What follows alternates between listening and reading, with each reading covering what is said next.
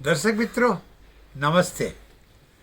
Visa window Hindi series part 36 में आप सबका मैं डॉक्टर सुधीर शाह एडवोकेट स्वागत करता हूँ। जैसे कि आप देख रहे हैं, ये एक चेस की खेल है और ये सब चेस के प्यादे हैं। और वैसे ही ये जो इमिग्रेशन है, अमेरिका का जो इमिग्रेशन का कानून है, उसके वीज़ा मिलने की जो ज़रूरियात है, वो भी सभी इसके जैसे ही अटपटी है। और मैं आपको पहचान कराऊँ, ये जो है ये अमेरिका के बहुत ही जाने माने, बहुत ही लाडले प्रेसिडेंट अब्राहम लिंकन का स्टैचू है। ये जो उनका मॉन्यूमेंट है वो वॉशिंगटन डीसी में आया हुआ है। ये लिबर्टी बेल है अमेरिका का और फिलाडेल्फिया में आया है। और यह सुंदर सा मकान, ये तो आपने अभी टीवी पे देखा होगा। थोड़े दिन पहले ही यहाँ अमेरिका के पास्ट प्रेसिडेंट डोनाल्ड ट्रंप के कहने से बहुत ही धमाचकड़ी मच गई थी। तो ये है वॉशिंगटन का कैपिटल हिल।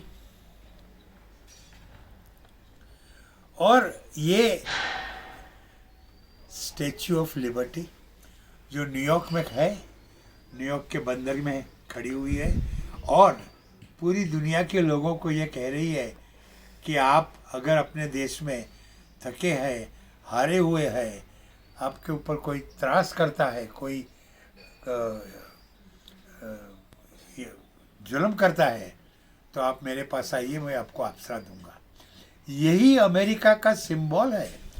यह स्वतंत्रता की देवी स्टैच्यू ऑफ लिबर्टी ने ही अमेरिका को इमिग्रेंटों का देश बनाया है। और यह साहब जो है ना, ये टिपिकल अमेरिकन आइकॉन है। सेकेंड वर्ल्ड वॉर में जब अमेरिका ने इंग्लैंड के साथ मिलके हिटलर के सामने युद्ध किया था और जापान के हिरोशिमा और नागासाकी शहर के ऊपर एटम बम फोड़ा था, उस समय अमेरिका के लश्कर में भर्ती होने के लिए ये अखबारों में इसका फ़ोटो छपता था और ये कहते थे, आई नीड यू। तो यह सब अमेरिका के सुप्रसिद्ध आइकन है। यह वाइट हाउस है जहां अमेरिका के प्रेसिडेंट रहते हैं। 20 जनवरी 2021 से यहां अमेरिका के 46 प्रेसिडेंट जो बाइडेन रहने को आए हैं। इसका जो पीछे का भाग है वो भी बड़ा ही सुंदर है। ये वाइट हाउस देखने दुनिया से जो भी लोग वॉशिंगटन डीसी जाते हैं, वाइट हाउस देखे बिना वापस नहीं आते हैं।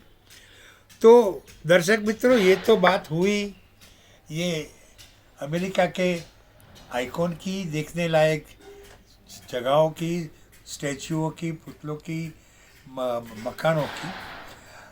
मैं आपको जो बताने जाने वाला हूँ वो ये है कि मैंने आपको पिछले एपिसोड में बताया था कि अमेरिका के 46 प्रेसिडेंट जो बाइडेन ने एक बिल अमेरिका की कांग्रेस को भेजा 20 जनवरी 2021 को। जैसे ही उन्होंने वाइट हाउस में पैर रखे, जैसे ही वो अमेरिका के प्रेसिडेंट बने, कि उन्होंने ये बिल भेजा। और ये बिल के अंदर उन्होंने अमेरिका के इमिग्रेशन के कानून में बहुत से चेंजेस लाने का प्रस्ताव दिया है।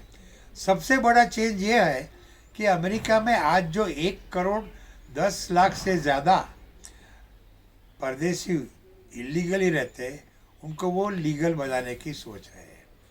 तो मैंने जब ये जानकारी दी तो बहुत से लोगों ने मुझे फ़ोन किया, अमेरिका से भी फ़ोन करके पूछा कि हम यहाँ इतने साल से रहते हैं, इलीगली रहते हैं, तो अभी हमें क्या करना चाहिए, ये कानून हमें क्या प्रोटेक्शन देगा।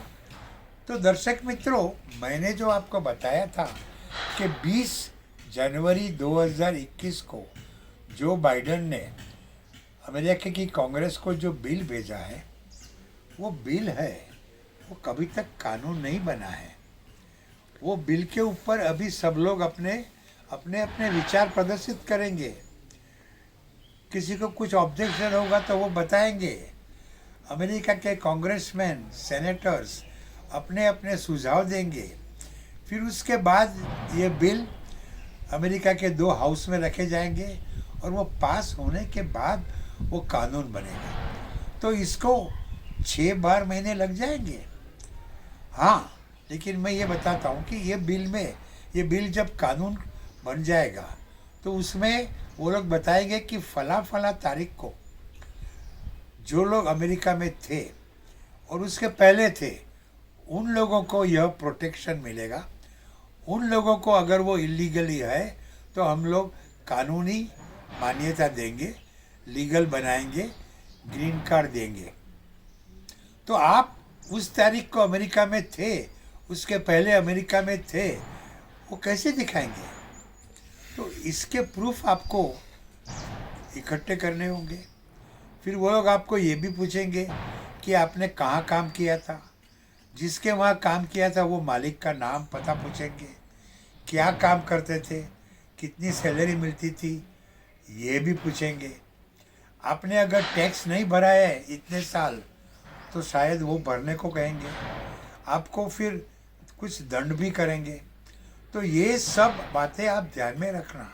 और एक बात मैं आपको फिर से दोहराता हूँ कि यह सब फिर सिर्फ बिल रखा गया है, अभी तक वो कानून नहीं आया है।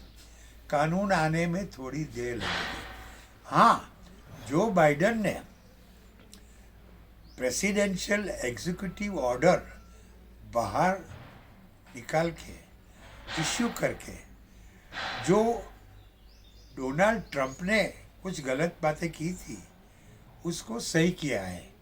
डोनाल्ड ट्रंप ने ऐसा बोला था, ऐसा ऑर्डर पास किया था कि H1B वीज़ा के ऊपर जो अमेरिका में है उनके डिपेंडेंट जो H4 के ऊपर है और जिसको काम करने के लिए बैरेक ओबामा जब प्रेसिडेंट थे उन्होंने परमिशन दी थी, वो परमिशन उन्होंने वापस ले ली।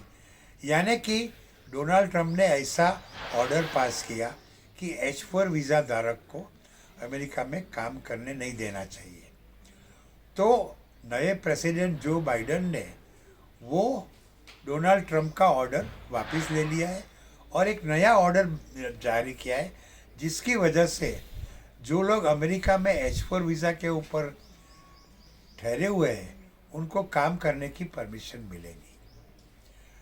जो लोग अमेरिका में H1B वीज़ा के ऊपर जाते हैं उनमें से कई लोगों के लिए उनके अमेरिकन मालिक ग्रीन कार्ड का पिटीशन दाखिल करते हैं एम्प्लॉयमेंट बेस्ड प्रेफरेंस कैटेगरी के ज़रिए। वो पिटीशन अप्रूव हो जाता है लेकिन वीज़ा नहीं मिलता तुरंत, क्योंकि वो कोटा से बंधे हुए होते हैं। तो वीज़ा के लिए उनको 2, 5, 10 साल तक ठहरना पड़ता है। तो इस समय के दरमियान जो प्रेसिडेंट बैरेक ओबामा थे उन्होंने बताया कि उनके डिपेंडेंट H4 वीज़ा पे है, उनको काम करने दिया जाए।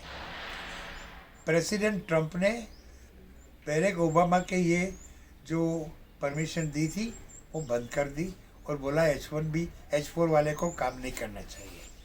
अभी जो बाइडेन ने एग्जीक्यूटिव ऑर्डर जारी करके ट्रंप का वो ऑर्डर जो प्रतिबंध था वो दूर किया है और H4 वीज़ा के ऊपर अब लोग अमेरिका में काम कर सकेंगे। ट्रंप ने L1 वीज़ा के ऊपर भी अमेरिका में काम करने के लिए जाने पे पाबंदी लगाई थी, तो वो भी जो बाइडेन ने दूर कर दी है।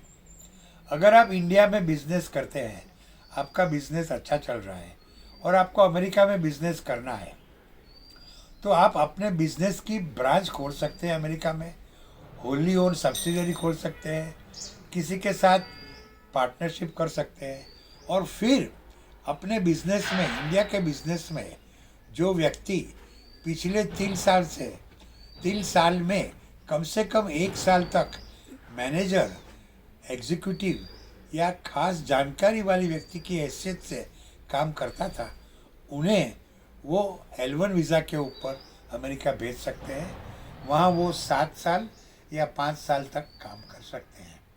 तो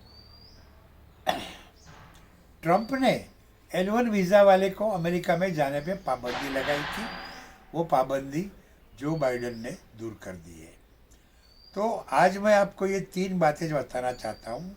नंबर 1 कि जो 20 जनवरी को जो बाइडेन ने बिल अमेरिका की कांग्रेस में भेजा था, वो बिल है, वो कानून नहीं है।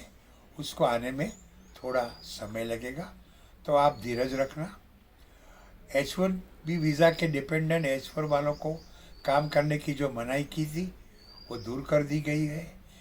L1 वीज़ा को वालों को भी अमेरिका में काम करने की जो मनाही की थी, वो भी दूर कर दी गई है। वो लोग वहाँ जाके काम कर सकते हैं। तो आज के लिए दर्शक मित्रों इतना काफ़ी है। अगले एपिसोड में मैं आपको अमेरिका के इमिग्रेशन के बारे में और जानकारी दूंगा।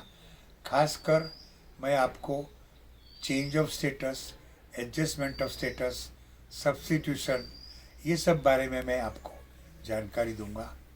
तो आप हमारे एपिसोड देखते रहना।